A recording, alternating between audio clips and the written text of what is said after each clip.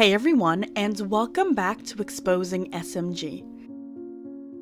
Selena Gomez has been in the press for quite some time now, doing promo for her new documentary, My Mind and Me, coming out November 4th. Now this is interesting because if you know Selena, then you know for the majority of her career, there have been unanswered questions and controlled narratives. Does this documentary finally serve as a tell-all where Selena is fully open? Selena sure seems to think so. She says in an interview with Vulture, "There were moments where I was so unsure, only because I am offering a lot of myself. I would be lying if I said there was a bit of that unsure quality staying with me. I kind of feel like, what are people going to think? Is this too much? Did I do too much?" Obviously, something like this is going to grab our attention, and we can't help but ask questions like, what is she going to talk about?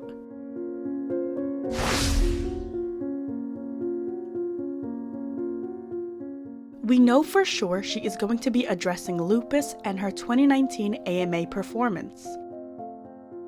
According to Selena's team, in 2020, Selena had a lupus flare that was really bad. Her 2019 AMA performance was the first and so far last time she sang her song Lose You to Love Me, and look at her now. People had a lot of concern for Selena after her performance because of how she sounded while singing and how she got choreo wrong. She also seemed to be stumbling on the red carpet and vaping behind the scenes. All these things led people to question two things: lupus and the kidney transplant. Lupus was brought up because she was vaping and lupus patients are advised not to smoke, and her kidney transplant was brought up because she was appearing to be drunk on the red carpet. So it's interesting to see that her team wants to open up about that era and maybe explain why we saw this side of her. One thing we want to say is that it's hard to find yourself in the spotlight, and a person is bound to make hundreds of mistakes. I think Selena's mistakes and growth being documented her entire career is damaging to her and to how people view her. Because at one point you want to talk about change, yet you have something you've said years ago surface on the internet, which leads people to have conversations about your intentions now. It's very confusing, and she does talk about this when she says, "I think it's about discovering myself through my 20s. I had to do that in front of people, and I don't know anything different. I think that Selena, and I hate talking about myself in third person, I'm so sorry, is not a reflection of where I am now. I don't want people to think that I will forever live in this sad girl world, because that's not true. And we have yet to see if that will be true or not. In the past, I've documented Selena's eras and how they always seem to have one theme, and that is her relationship with Justin Bieber. And that's exactly what she's referring to when she says she doesn't want to live forever in this sad girl world. But it's funny because for her entire 20s, she has shown us this sad girl image. Even after the last Jelena sighting in 2018, we got Lose You to Love Me, press tours about how heartbroken she is. We got the all my exes think I'm crazy era, the stabbing potatoes as if they were an ex era. It was a lot. Who is Selena Gomez when she's not sad? That's what I'm trying to figure out. And you can't tell me, oh, it's the pickle-loving, popcorn-dipping girl, because who even is that? She's completely lost herself in a relationship that we've constantly told her to move on from. So here you have an entire documentary focusing on the bad parts of your life, because you know we saw the good in public and now it's time to see the bad behind closed doors. But what happens next? And what is she willing to reveal? She mentioned earlier that she is nervous to have all this come out, and I think it would do Selena some good to be risky. She doesn't realize how much people are tired of the sad girl act. The public is willing to support her, but that's it. They'll vocalize their support and then move on to the more interesting celebs. And it's not because Selena isn't interesting. Behind closed doors, she's very interesting. The only issue is she never shows that side of herself. It's always this rehearsed, robotic version. And now that this documentary's coming out, we are all sitting, waiting to see something from Selena that's truthful and raw. You can't tell me that this is the first time she's gonna admit to being sad and depressed. She went up on live television saying, "I had everything and I was completely broken inside." That was 2016. It's almost 2023 and it's still a sad girl anthem.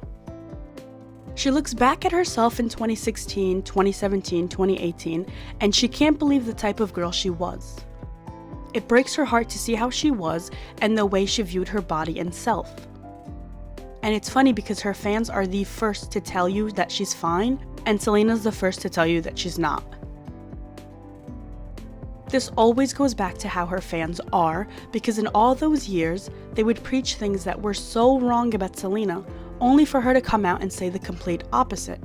Maybe if they spent less time bullying Hailey Bieber and more time supporting Selena, she would feel a less judgment environment from them. It is the judgment Selena feels she will receive that makes us think this documentary might be very raw, but still a bit on the surface level. Like she hasn't yet dived deep into showing us her full truth, and maybe that comes with time. Maybe it comes with growth, but I do feel like this is the first step.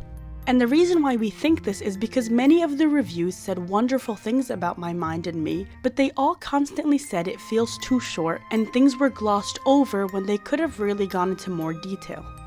This takes us to her Rolling Stone cover story, where she says she wasn't sure she was ready to tell the story. In the Rolling Stone interview, she says, "I think when I started hitting my early 20s is when it started to get really dark.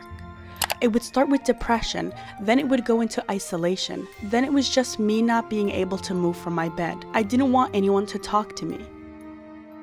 In the interview, they say that even though Selena never attempted suicide, she spent years contemplating it, something we have said years ago on our blog, exposingsmg.com. By 2018, Selena admitted to hearing voices in her head, and they got louder and louder, drowning out the real world. This triggered an episode of psychosis, and she ended up going to a treatment facility where she spent months in paranoia, unable to trust anyone and thinking that everyone was out to get her. She says that her bipolar disorder keeps her humbled in a dark way, and that she often has this reoccurring dream where she's traveling, often near water, and the voices in her head ask if she learned her lesson, that she's either doing too much or not enough. And I think that this tugs on her guilty mindset without her flat out coming and saying it. Because why else would she have thoughts of, did I learn my lesson? Was I doing too much? And this could easily correlate with her trying to navigate life after Justin Bieber. This was mentioned in both Rolling Stone and Vulture, where they remind you of the relationship, just in case you forgot, and jump around that very topic.